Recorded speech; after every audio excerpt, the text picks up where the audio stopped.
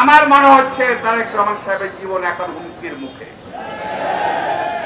BNP ক্ষমতায় যাওয়ার আগেই বাংলাদেশের ক্ষমতায় লোভী কিছু দল বিএনপিকে ক্ষমতাসীন বাবার চেষ্টা করছে। এবার বিএনপি ক্ষমতায় আছে এই ভেবে বিএনপির বিরুদ্ধে শত্রুতা করছে, বিএনপিকে আওয়ামী লীগের দিকে ছেড়ে দেওয়ার চেষ্টা করছে। বিএনপি একটি জনপ্রিয় দল, এই দলকে দেশের জনগণ ভালোবাসে, এই দলকে সহজেই জনগণের মন থেকে উঠিয়ে ফেলা যাবে না, যত ষড়যন্ত্রই করেন।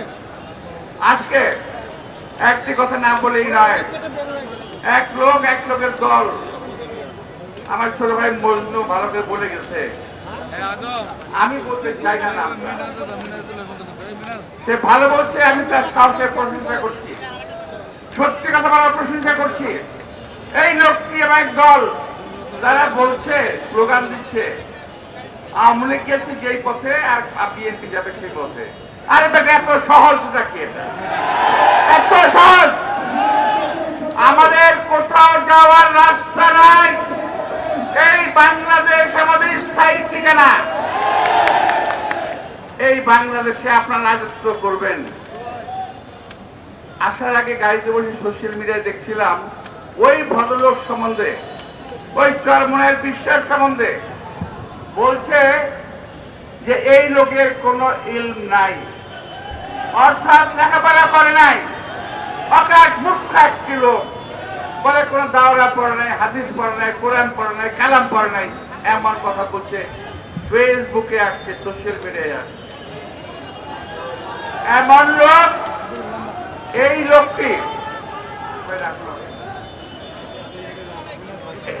লোকটি এবং তার দলবল বিএনপিকে এখন সহ্য করতে পারছে না, কিন্তু আওয়ামী লীগকে তিনি ঠিকই সহ্য করতেন।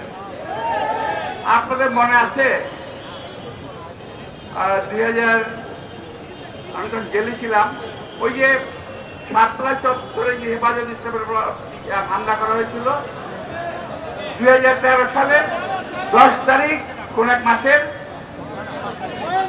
10ই মে, 5ই মে হামলা করা হয়েছিল। আমার ভুল হতে পারে, হামলা করা হয়েছিল, আপনার মনে আছে তো? এই চরমনের পীর কোথায় ছিলেন? উনি কি মুসলমানদের পক্ষে কিংবা তাদের পক্ষে দাঁড়িয়েছিল? দাঁড়ায় নাই। কে দাঁড়িয়েছে? বিএনপি দাঁড়িয়েছিল। সেই দিন বিএনপির পক্ষ থেকে আমি মির্জা আব্বাস জেলে বন্দী থাকা অবস্থার পরও আমি হেফাজত ইসলামকে জেনারেটর সাপ্লাই দিয়েছিলাম, হাজার হাজার প্যাকেট খাদ্য সাপ্লাই দিয়েছিলাম। আমার পাশে আছে মজনু, পাশে ছিল হানিফ এবং আরো অনেক ছেলে পেলেরা মিলে ওই দিন জীবনের ঝুঁকি দিয়ে খাওয়া সাপ্লাই দিয়েছি।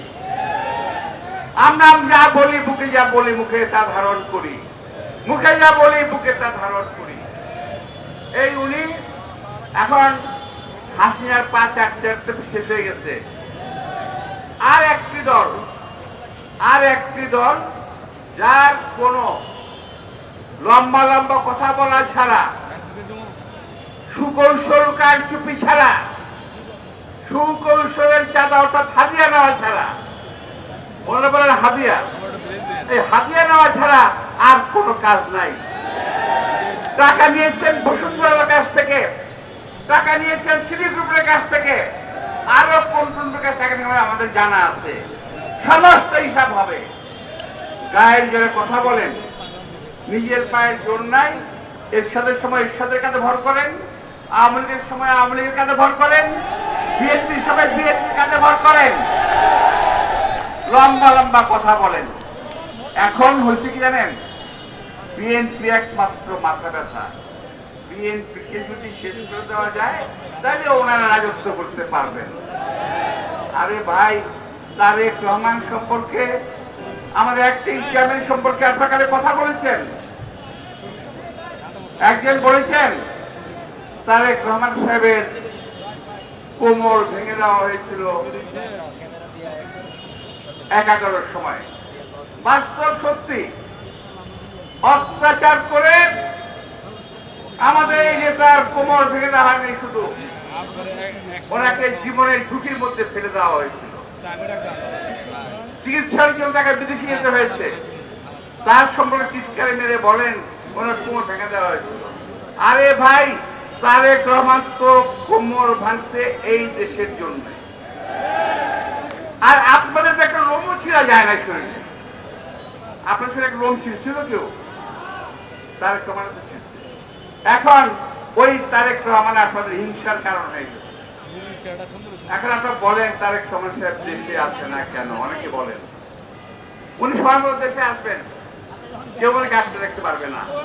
তবে আজকের এই অবস্থায় আপনাদের কথার কারণে মনে হচ্ছে, আমার মনে হচ্ছে তারেক রহমান সাহেবের জীবন এখন হুমকির মুখে।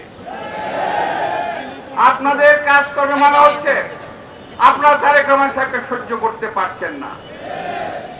আপনারা সহ্য করতে পারেন বা না পারেন, আমাদের অ্যাক্টিং চেয়ারম্যান তারেক রহমান তার সুযোগ ও নেতৃত্বে দেশকে এগিয়ে নিয়ে যাবে, দলকে এগিয়ে নিয়ে যাবে।